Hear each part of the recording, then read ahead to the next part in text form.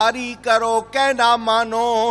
کیا مطلب؟ اللہ کی اطاعت بھی مستقل حکم ہے، رسول کی اطاعت بھی مستقل حکم ہے، ان دونوں کی اطاعت کسی صورت چھوڑی نہیں جا سکتی۔ کوئی رعایت نہیں، گنجائش نہیں، ادھر ادھر سے ہل سکتے، کیونکہ نبی جو کہتے ہیں وہ رب کی وحی ہوتی ہے۔ سنو، نام یاد کر سکو تو کر لینا۔ حضرت عبداللہ بن عمر بن عاص، یہ وہ صحابی ہیں جو نبی پاک صلی اللہ علیہ وسلم کے سامنے لکھا کرتے تھے۔ جو حضور فرماتے تھے وہ اونچی، لوگ کہتے ہیں حدیثیں 200 سال کے بعد لکھی گئی، یہ حضور کے سامنے لکھا کرتے تھے۔ ان کے والد مصر کے گورنر رہ چکے ہیں، حضرت عمر بن عاص مشہور صحابی، ان کے یہ بیٹے حضرت عبداللہ، انہوں نے جو حدیث کا مجموعہ تیار کیا تھا اس کا نام ہے الصحیفۃ الصادقہ۔ مسلم اور بخاری میں اس کے حوالے موجود ہیں۔ یہ اس لیے جواب دے رہا ہوں کہ وہ لوگ جو جانتے نہیں آپ کے ذہنوں میں شک ڈالتے ہیں تاکہ آپ کو بتا دوں۔ یا تو آپ لوگ ادھر ادھر لوگوں کی توجہ کر لیں یا مجھے تقریر کرنے دیں، سارے لوگ آپ کی طرف دیکھنے لگ جاتے ہیں۔ دروشی پڑھ لیں ایک مرتبہ، اللہم صلی علی سیدنا محمد۔ میرے دوستوں اور بزرگوں توجہ فرمائیں، وہ حضور صلی اللہ علیہ وسلم کے منہ سے جو نکلتا ہے وہ لکھ لیتے ہیں۔ صحابہ نے ان کو بلایا، بلا کر کہا تم ہر بات کیوں لکھتے ہو؟ کبھی حضور ایسے ہی کوئی بات کر رہے ہیں، کبھی موڈ کیسا ہے، جو صرف حکم دیں وہ لکھو، تم ہر بات لکھتے ہو۔ وہ ذرا پریشان ہوئے اور آ گئے بارگاہ مصطفیٰ صلی اللہ علیہ وسلم میں، عرض کی یا رسول اللہ صلی اللہ علیہ وسلم، آپ جو فرماتے ہیں میں وہ لکھ لیتا ہوں، مجھے کچھ ساتھی کہہ رہے ہیں ہر بات نہیں لکھو، صرف حکم لکھا کرو، تو میں کیا کروں؟ تو میرے نبی پاک صلی اللہ علیہ وسلم نے یہ نہیں فرمایا تم نہ ہی لکھا کرو، کیوں لکھتے ہو، چھوڑ دو، قرآن موجود ہے۔ نہیں، حضور نے فرمایا تم سب لکھ لیا کرو، کیونکہ میرے منہ سے سچ کے سوا کچھ نکلتا نہیں۔ اب میں نے آپ کو ایک جھلک دکھانی ہے، جتنے سنی بیٹھے ہو نا ذرا دھیان سے سننا، دوسرے بھی سنیں مگر سنی ذرا دھیان سے سنیں۔ میرے نبی کے ہونٹ کب ہلتے ہیں؟ قرآن پڑھو۔ اللہ فرماتا ہے وَمَا يَنطِقُ عَنِ الْهَوَىٰ إِنْ هُوَ إِلَّا وَحْيٌ يُوحَىٰ۔ میرا یہ حبیب اپنی خواہش سے اپنے لب نہیں ہلاتا، اس کے ہونٹ کب ہلتے ہیں؟ جب ہماری وحی ہوتی ہے۔ نیو کراچی والوں اب ذرا دھیان دینا، میں آپ کو یہ بات سمجھاؤں گا۔ آپ نے سبحان اللہ تو کہا لیکن آپ کو سمجھاؤں گا، ذرا اور مزہ آئے گا۔ آپ لوگ مجھے دیکھ رہے ہو؟ دیکھ رہے ہو؟ میرے اور اپنے درمیان لگا دو پردہ، میں نظر آؤں گا؟ نہیں۔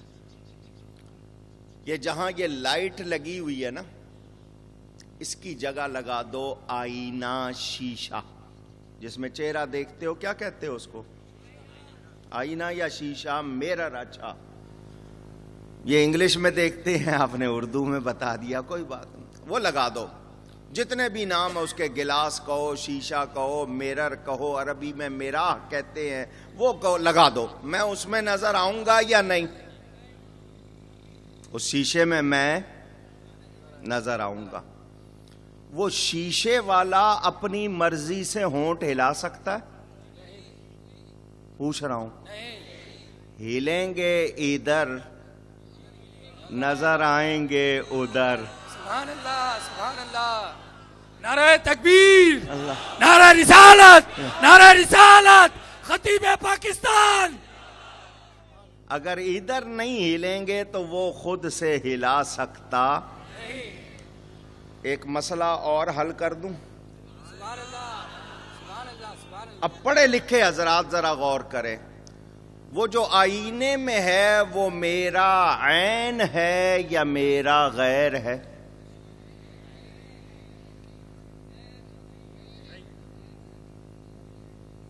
اگر عین ہے تو مجھے یہاں سے ہٹا دو, اسی سے سن لو. وہ نہ میرا عین ہے نہ میرا غیر ہے, واہ واہ واہ. وہ میرا عکس ہے. سبحان اللہ سبحان اللہ. وہ کیا ہے؟ میرا عکس. عکس. وہ لوگ جو نبی کو عین اللہ کہتے ہیں وہ بھی غلط ہیں, وہ جو غیر اللہ کہتے ہیں وہ بھی غلط ہیں. میرا نبی عین اللہ بھی نہیں غیر اللہ بھی نہیں, وہ حبیب اللہ ہے. نعرہ تکبیر, نعرہ رسالت, نعرہ رسالت, نعرہ رسالت, خطیب پاکستان, علماء اہل سنت. اب پڑھو اعلی حضرت کا شعر. فرماتے ہیں بخدا خدا کا یہی ہے در, نہیں اور کوئی مفر مقر. بخدا کا مطلب اللہ کی قسم, اللہ کا کوئی دروازہ ہے تو مصطفیٰ ہے, سبحان اللہ. نہیں اور کوئی مفر مقر. مفر بھاگنا, مقر کہیں پناہ لینا. نبی کو چھوڑو گے بھاگ نہیں سکتے, کہیں اور تمہیں ٹھکانہ مل سکتا, کہیں اور قرار پکڑ سکتے نہیں. بخدا خدا کا یہی ہے در, نہیں اور کوئی مفر مقر. جو وہاں سے ہو یہیں آ کے ہو, جو وہاں سے ہو یہیں آ کے ہو, جو یہاں نہیں تو وہاں نہیں. ہلتے ادھر ہیں نظر ادھر آتے ہیں, اگر ادھر نہیں ہل رہے تو ادھر ہلتے.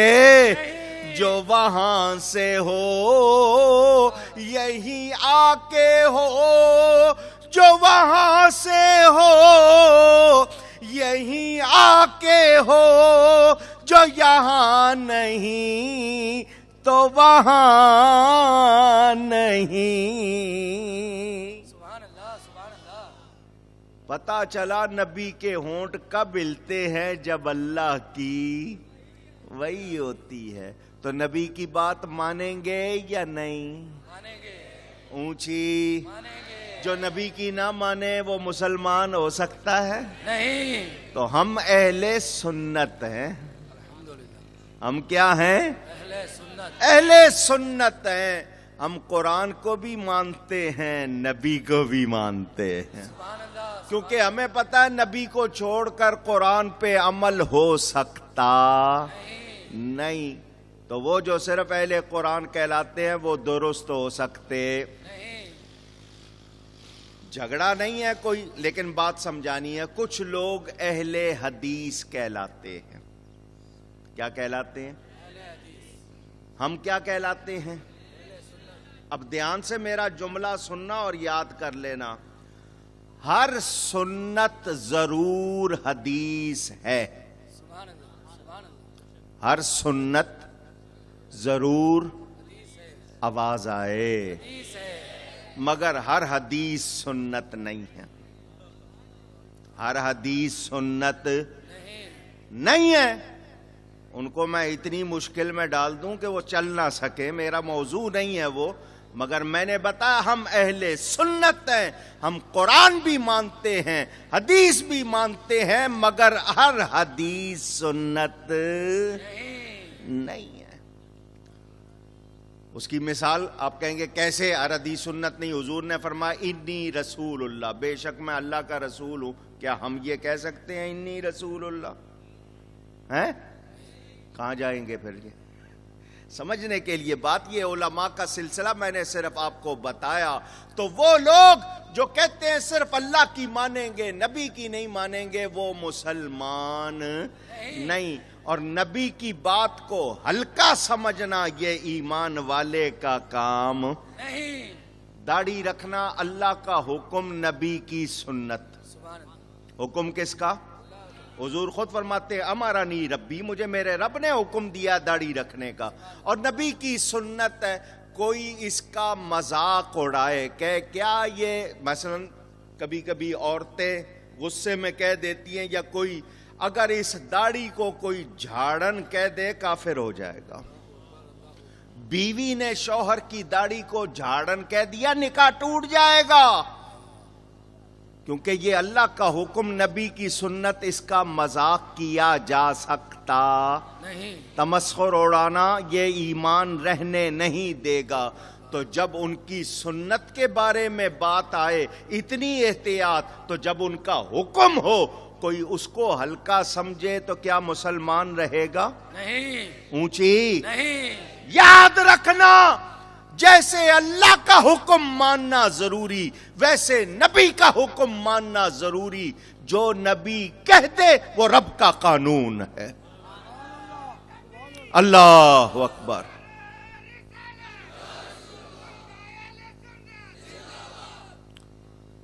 آج بہت لوگ ہیں مذاق اڑانے والے، اینکر آ گئے ٹی وی پر، لیڈر آ گئے، سیاست کے لفظ کے معنی نہیں معلوم، اور شروع ہو جاتے ہیں دین کی باتیں کرنا۔ ان سے کہو اپنا کام کرو، دین میں دخل۔ کوئی کہتے ہیں اسلام میں داڑھی ضروری نہیں ہے، تمہیں اگر پتہ نہیں ہے تو چپ رہ لو۔ تم اگر اسلام میں لفظ اسلام کے معنی پوچھ لوں ان کو وہ نہیں معلوم، مسلمان کے معنی پوچھ لوں ان کو وہ نہیں معلوم، ان کو طہارت کے مسئلے نہیں معلوم، تو ایسی بات کیوں کرتے ہو بھائی؟ تو یا تو دین سیکھو اور سیکھ کر بات کرو، ورنہ سن لو مسلمان نبی کی توہین برداشت کر سکتے؟ وہ جو غیر خاکے بنا رہے ہیں وہ تو ہیں ہی بے ایمان، جو انہوں نے گستاخیاں کی ہیں وہ کس کھاتے میں جائیں گی؟ یہ آج حرمت رسول اور شان مصطفیٰ، شان رسول کے ریلیاں نکالنا چاہتے ہو، پہلے اپنے بڑوں کی گستاخیوں پر بھی آواز نکالو اور بتاؤ کہ تم لوگوں نے بھی گستاخیاں کی ہیں، تم ان سے توبہ کرو، ورنہ تم بھی اسی کھاتے میں جاؤ گے۔ انہوں نے اپنی کتابوں میں نبی کے لیے کیا لکھا آپ کو بتاؤں تو آپ حیران ہو جائیں۔ معاذ اللہ، انہوں نے یہاں تک لکھا شیطان کا علم نبی سے زیادہ ہے۔ معاذ اللہ۔ بولو جو ایسا کہے مسلمان ہے، اس کی نماز ہوگی تو اس کے پیچھے کسی کی کب ہوگی؟ آپ سمجھتے ہو یہ حلوے مانڈے کے جھگڑے مولوی لڑتے ہیں؟ ہم نبی کی عزت کی بات کرتے ہیں۔ نبی کا جو بھی گستاخ ہے وہ مسلمان نہیں ہے۔ اور نبی کی عزت کے لیے جب بھی قربانی دی ہے سنی نے دی ہے، کبھی انہوں نے دی ہے؟ پوچھ رہا ہوں، کیونکہ جس جانور میں عیب ہو اس کی قربانی ہوتی ہے۔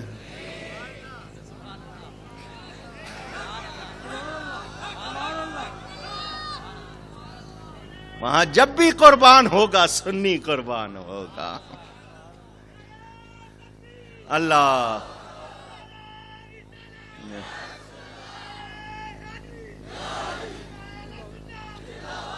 آؤ اب آپ کو میں دو واقعے سناتا ہوں،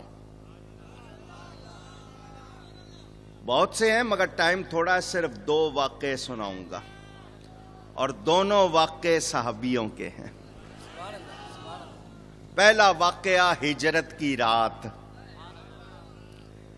نبی پاک صلی اللہ علیہ وسلم ہجرت فرما رہے ہیں، مکہ مکرمہ سے مدینہ منورہ جانا ہے۔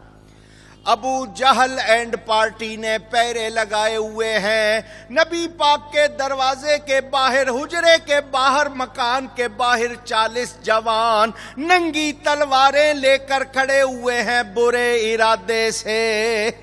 میں وہ لفظ بھی نہیں کہوں گا، ان کا ارادہ کیا تھا، ارادے برے۔ حضور صلی اللہ علیہ وسلم حضرت علی کو فرماتے ہیں یہ امانتیں ہیں لوگوں کی، مکہ والوں کی رکھ لو، صبح لوٹا کر میرے پیچھے آ جانا۔ صبح لوٹا کر حضرت علی نے سن لیا، نبی نے کہہ دیا لوٹا کر آ جانا تو مجھے کوئی خطرہ۔ وہ کہتے میں اس رات بڑے مزے سے سویا، کیونکہ نبی نے کہہ دیا تھا، مجھے اس رات جیسی نیند کبھی نہیں آئی۔ حضور صلی اللہ علیہ وسلم نکلے، اگر خاموشی سے نکلتے تو آج کا لکھنے والا لکھتا مسلمانوں کا نبی دبے پاؤں نکلا، چپکے سے نکلا۔ نہیں، اللہ نے فرمایا محبوب اپنی رسالت کا ڈنکا بجاتے ہوئے نکلو۔ نعرہ رسالت، نعرہ رسالت۔ حضور صلی اللہ علیہ وسلم نے سورہ یاسین کی تلاوت شروع کر دی۔ حفیظ جالندری شاہنامے میں لکھتے ہیں وہ دراتا ہوا وحدت کا دم بھرتا ہوا نکلا، تلاوت سورہ یاسین کی کرتا ہوا نکلا۔ کتنے جوان کھڑے تھے؟ 40۔ اکٹھے ایک جگہ کھڑے نہیں تھے، پورے مکان کے ارد گرد گھیرا ڈالا ہوا تھا۔ میرے آقا نے ایک مٹھی مٹی لی اور ان کے سروں پر ماری، ان کے سروں پر ماری، اور حضور تشریف لے گئے۔ جب حضور تشریف لے گئے شیطان ان کے پاس آیا، ان 40 جوانوں کے پاس، کیوں کھڑے ہو؟ تو بڑے جوش میں، نہیں جانے دینا۔ کس کو نہیں جانے دینا؟ کہا نبی کو۔ ان کا وہ تو چلا گیا، وہ تو چلے گئے ہیں، اور تمہارے سروں پر مٹی ڈال کے گئے ہیں۔ سب نے سر جھاڑے تو کیا نکلی؟ پتا چلا سارے ہی ننگے سر تھے، سارے ہی ننگے سر تھے، ورنہ کوئی ٹوپی جھاڑتا، کوئی پگڑی جھاڑتا، انہوں نے کیا جھاڑے؟ تو پتا چلا ننگے سر اس لائق ہیں کہ ان پہ مٹی ڈالی جائے۔ اب نہیں بولو گے سبحان اللہ؟ مسلمان اور ننگے سر پھرے اچھی بات۔ آپ تو نماز ننگے سر پڑھتے ہیں، آج کل نیا فیشن نکل آیا، کہتے ہیں ہو جاتی ہے۔ میں نے کہا پھر نبی نے کیوں نہیں پڑھی؟ صحابہ نے کیوں نہیں پڑھی؟ ان کو مسئلہ معلوم نہیں تھا؟ تمہیں زیادہ معلوم ہے، وہ تو پگڑیاں باندھ کے پڑھ رہے ہو، تم ننگے سر پڑھ رہے ہو، عجیب بات۔ حضور صلی اللہ علیہ وسلم نے حضرت ابو بکر کو ساتھ لیا، راستہ بدلا، آپ غار ثور میں تشریف لے گئے۔ واقعہ لمبا میں پورا نہیں سناؤں گا۔ غار میں سوراخ تھے۔ کیا تھے؟ سوراخ۔ کیوں تھے سوراخ؟ وہاں ایک سانپ رہتا تھا، اور بہت پرانا سانپ تھا۔ اس نے سنا ہوا تھا اللہ کے آخری نبی جب ہجرت کریں گے تو اس غار میں 3 راتیں گزاریں گے۔ اس نے وہاں ٹھکانہ بنا لیا تھا۔ مقصد کیا تھا؟ جب نبی آئیں گے میں زیارت کروں گا،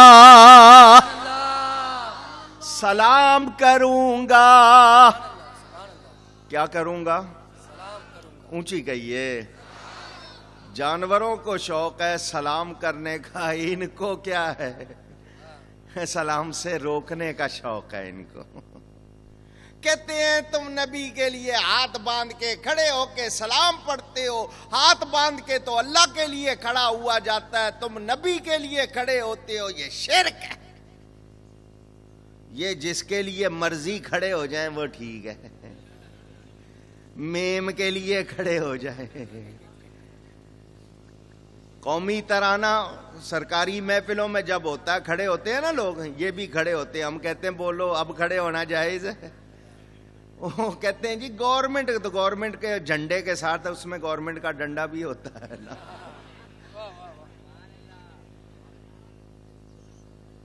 کہتے ہیں ہاتھ باندھ کے درود و سلام نہیں پڑھنا چاہیے. میں نے کہا تم بھی پڑھتے ہو؟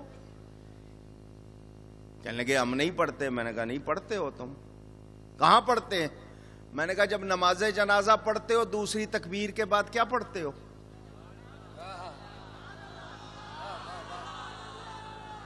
اللہم صلی وسلم وبارک علی سیدنا محمد وعلی آل سیدنا و مولانا محمد کما صلیت وسلمت وبارکت. یہ درود و سلام ہے یا نہیں ہے؟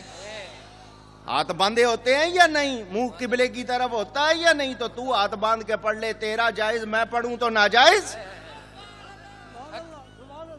سمجھ آ رہا ہے یا نہیں آ رہا؟ ہاں جی.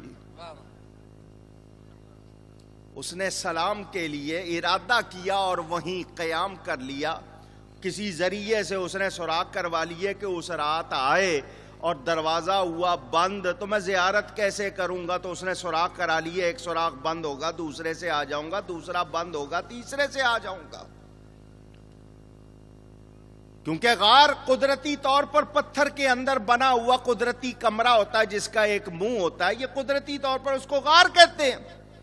حضرت ابو بکر نے سوراخ بند کر دیے, سارے سوراخ بند کر دیے, ایک سوراخ باقی رہ گیا, اس پر اپنی ایڑی رکھ لی. کیوں؟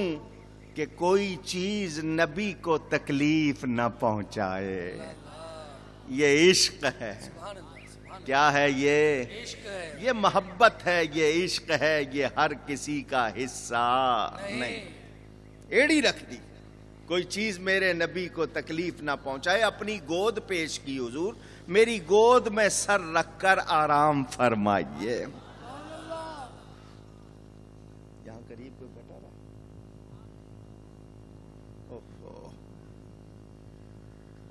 حضور صلی اللہ علیہ وآلہ وسلم آرام فرما رہے.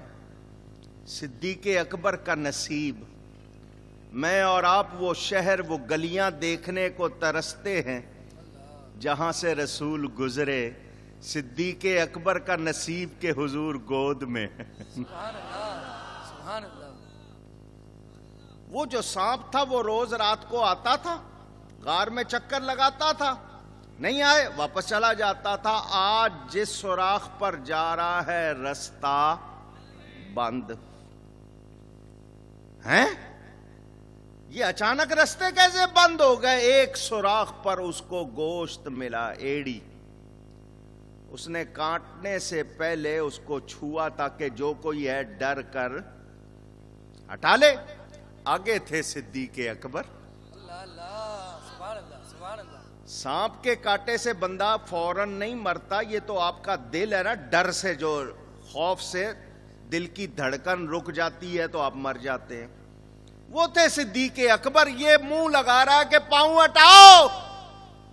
آگے صدیق اکبر ہے, ان کا عشق جواب دیتا ہے یہ ایڑی نہیں ہٹے گی. اللہ, اس نے کہا میں سانپ ہوں, انہوں نے کہا میں صدیق اکبر ہوں. سبحان اللہ. اس نے کہا میں کاٹ لیتا ہوں, جان چلی جاتی ہے. فرمایا تو کاٹتا ہے جان چلی جاتی ہے, ان کو تکلیف پہنچاؤں گا ایمان چلا جائے گا. سبحان اللہ, سبحان اللہ, سبحان اللہ. وہ کہا میں جان لے لیتا ہوں. صدیق اکبر کا عشق جواب دیتا ہے اگر جان لینے والا پاؤں کے نیچے ہے تو جان لوٹانے والا گود میں سو رہا. نعرہ تکبیر, نعرہ رسالت. اللہ اللہ, سبحان اللہ. اس نے دیکھ لیا یہاں بات نہیں بنے گی, اس نے کاٹنا شروع کیا. جب سانپ کاٹتا ہے زہر خون میں ملتا ہے, پمپنگ ہوتی ہے, دل تک جاتا ہے. حضرت ابو بکر برداشت کر رہے ہیں. جو میں نے بتانا ہے اللہ کا حکم کیا ہے. اللہ کا حکم ہے جان کی حفاظت کرو. جان کی حفاظت کرو, آواز آئے, حفاظت کرو. جان بوجھ کر جان کو خطرے میں نہ ڈالو. ایک ہوتا ہے اللہ کے لیے میدان جنگ میں جانا، اللہ کے لیے جان دینا، لیکن کوئی کرتب دکھاتا ہے تو وہ اپنی جان کو خود خطرے میں ڈال رہا ہے. وہ یہ نہیں کہے گا کہ اللہ بچائے گا، وہاں نہیں ہوگا. ایک آدمی چھلانگ لگائے 10ویں منزل سے اور کہے گا اللہ بچائے گا، تو اس کو اللہ نہیں بچاتا، کیونکہ اس نے خود اپنے ذمے خطرہ لیا ہے. سمجھ رہے ہو؟ تو جان بوجھ کر اپنی جان کو خطرے میں نہیں ڈالنا چاہیے. جان بچانا سب سے بڑا فرض. آپ نماز پڑھ رہے ہو، سامنے سانپ آ جائے، نماز توڑو، سانپ کو مارو، حکم ہے یا نہیں؟ کیونکہ جان کا بچانا سب سے بڑا فرض. سانپ کاٹ رہا ہے، حضرت ابوبکر جان نہیں بچا رہے، نبی پر قربان کر رہے. سبحان اللہ سبحان اللہ سبحان اللہ. نبی پر قربان کر رہے ہیں. قربان کر رہے ہیں. سانپ نے کاٹا، وہ جو زہر کا اثر حضرت ابو بکر برداشت کر رہے ہیں، برداشت کی وجہ سے آنکھوں سے نکلے آنسو اور گرے نبی کے چہرے پر. کہاں گرے؟ ایسا موتی نہیں ہوگا